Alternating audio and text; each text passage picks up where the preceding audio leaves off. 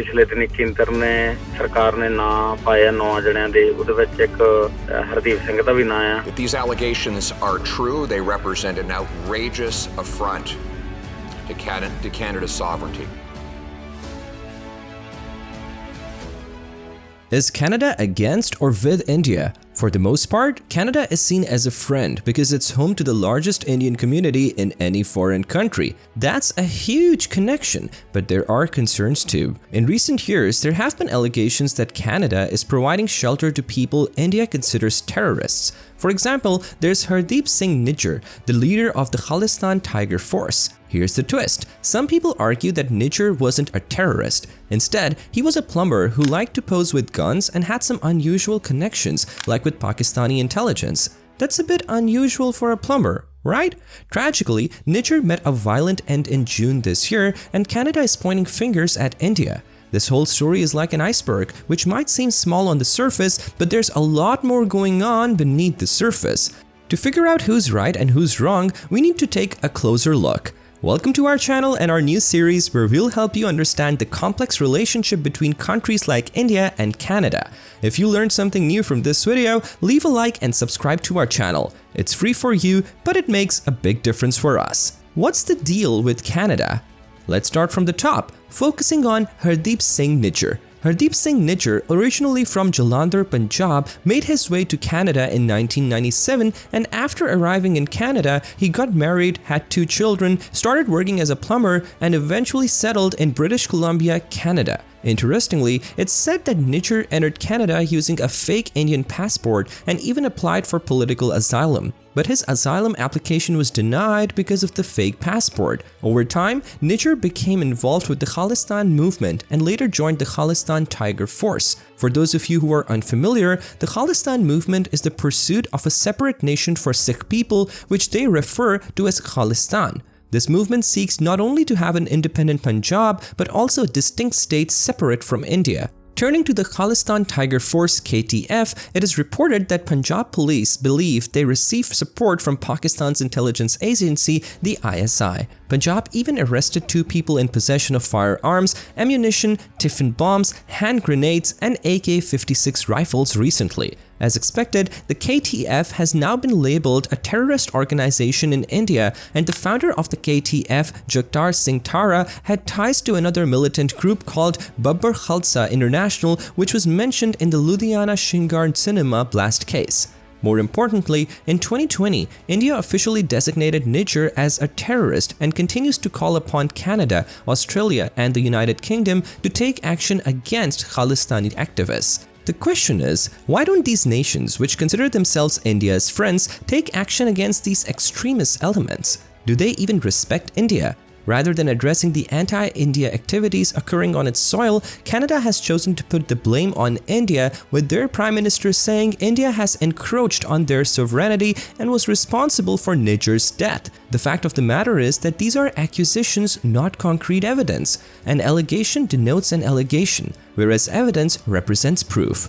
Now, India's Ministry of Foreign Affairs has dismissed these allegations as baseless and claimed that Canada has not engaged in any communication regarding the matter, and so a strategic maneuver like a chess game has begun between these 2 nations. In response to the dismissal of an Indian diplomat, the other country reciprocated by expelling one of its own and issuing a travel advisory to its citizens regarding India. These actions are expected to make the visa application process for each nation's citizens more challenging, with 2 possibilities emerging from this situation. India may either be directly involved or not involved at all. Given that the incident occurred on Canadian soil, the responsibility for the investigation rests with Canada. The Canadian Prime Minister has underlined his desire to maintain positive relations with India and refrain from provocation in the hopes of securing Indian cooperation. The idea of cooperation has a lot of importance in this context, but we'll talk about that later in the video.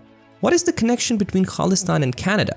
The story we're about to dive into goes far deeper than what we've already covered. It's a complex story of historical events and connections that span several decades. To get the full picture, we have to explore the associations of Hardeep Singh Nijjar, which extend beyond the surface of the iceberg. You see, Nijjar isn't alone. In fact, he's connected to a whole network of serious militant groups, one of which is led by Jaishankar Singh, who is best known for his role in the 1981 hijacking of Indian Airlines Flight 423. Today, Jaishankar Singh is hiding away in Pakistan, but his historical actions had huge consequences. To understand the context, we have to revisit the Khalistan movement, which reached its peak during the 1970s and 1980s in search of an independent Sikh state. But November 1981 is where the most activity happened. A terrorist group called Babar Khalsa perpetrated a brutal act by killing 2 Punjab police officers, and members of the group fled to Canada seeking refuge after committing the crime. Among those members was Talvinder Singh Parmar, who became the subject of a big extradition order that included 6 major charges, 2 of which were murder. In April 1982, the government of India officially reached out to Canada seeking their cooperation in bringing Talvinder Singh Parmar back to India. Their objective was clear: to ensure that he faced legal consequences for his actions and, most importantly, to prevent more terrorist activities. However, the Canadian government chose not to help. Why? Well, Pierre Trudeau, who was the Prime Minister at the time, offered a unique justification for this decision. He argued that India's failure to recognize the Queen of England as its head of state exempted them from the Commonwealth Protocol. This indirectly signaled support for the Khalistan movement, suggesting that Canada was sympathetic to its cause. Interestingly, Khalistan openly advocated for genocide and issued threats to kill 50,000 Hindus during this time. Some concerned Canadian citizens attempted to warn their government of these threats, but their efforts went unanswered. It is important to recognize that these events unfolded before the notorious Operation Blue Star and the subsequent anti-Sikh riots in India. But this wasn't even the worst part of this whole fiasco. One of the most tragic incidents occurred on June 23, 1985, when associates of Talvinder Singh Parmar planted a bomb on a flight bound for Japan. The explosion resulted in the tragic deaths of 2 baggage handlers and injuries to 4 people. But what's interesting is that their intent wasn't to harm the Japanese, but to target Indians and those of Indian origin. A similar incident involved the bombing of an Air India flight, leading to the loss of 329 lives and a huge number of Canadian victims, and it's still one of the deadliest aviation disasters in history before the tragic events of 9/11. The root of the problem lies in the decision of Pierre Trudeau, who chose not to cooperate with Indian authorities during his leadership, which led to these tragic deaths. Today, his son Justin Trudeau appears to be following a similar path by defending militants and causing distress to Indian diplomats legally stationed in Canada. Understanding this complex history should help shed some light on the tensions and challenges between the two nations. Is Canada an ally to India? The story we're about to talk about is another complex web of events and connections that stretches back in time, raising questions about the consistency of political leaders' actions and their implications for diplomatic relations. But it should help you understand whether or not India is in Canada's best interests. The visit to India by the Canadian Prime Minister in 2018 was particularly noteworthy for his appreciation of Indian culture. However, the subsequent change in his behavior leaves us wondering whether the earlier gestures were sincere or a facade. Captain Narendra Singh, the former Chief Minister of Punjab, played a big role in this story. In 2018, he submitted a list of wanted individuals to Prime Minister Trudeau, which included the names of Jaishankar Singh and Nijjar, who were connected to the 2007 Ludhiana Shingar cinema blast. This was an incident that resulted in injuries to 42 people and the tragic loss of 6 lives. What's clear is the intricate web of connections that link these events together. The echoes of what happened in Punjab in the 1980s reverberate in incidents from a decade ago too,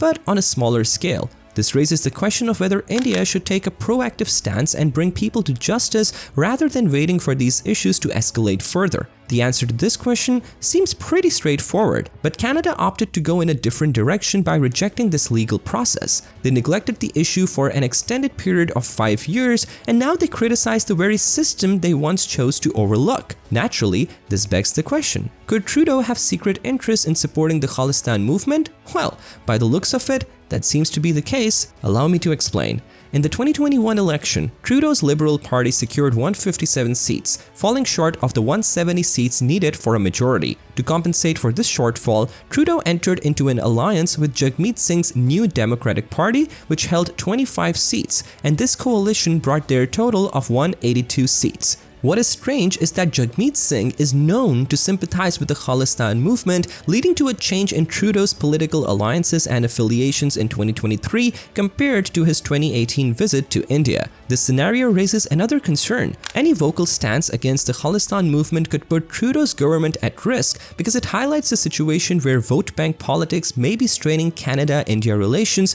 creating a dynamic that's potentially detrimental to both nations. You see, most often than not, a single image can cover more than 1,000 words. In the aftermath of Nijjar's tragic murder, a poster was conspicuously displayed in front of a Gurdwara in Canada. The poster contained the names of Indian diplomats and explicit threats against their lives. This provocative act amounted to an instigation, and it went unanswered and unaddressed by the Canada again. This oversight stands in stark contrast to the fundamental responsibility of any government, which includes safeguarding the lives of diplomats. Further intensifying concerns is Canada's lack of action to curb the celebration of the brutal murder of a former Indian Prime Minister. In fact, the Canadian Prime Minister categorized it as an exercise of freedom of speech. These actions raise alarms about a broader conspiracy aimed at targeting and expelling Hindus from Canada, which has also given rise to temples being vandalized and calls for genocide. Worse of all, these issues are being marginalized due to political considerations. Many Indians are currently putting the blame on India for this crisis, although the onus of providing evidence rests with Canada. In other words, Canada must first establish that India had some involvement in this murder. This is a matter of common sense, and that's why countries like Australia, the United Kingdom, and the United States have refrained from supporting Canada. It's true that the coming days may be challenging for Indians in Canada. So I urge everyone to prioritize their safety and share this message with others. After all, we are part of a free world, and while we can't have partnerships with any country, we must not compromise our independence. It's also worth mentioning that Canada benefits a lot from its Indian population. Between 2018 and 2022 alone, Indian students comprised 40% of Canada's foreign student population, which is a fact that Canada cannot overlook. The dispute between Canada and India isn't a recent development, its roots run deep. We will certainly dive into why Canada appears to turn a blind eye to Khalistan in the following videos. Be sure to subscribe to our channel so you don't miss out, because we plan to explore Canada's challenges in greater detail in the future.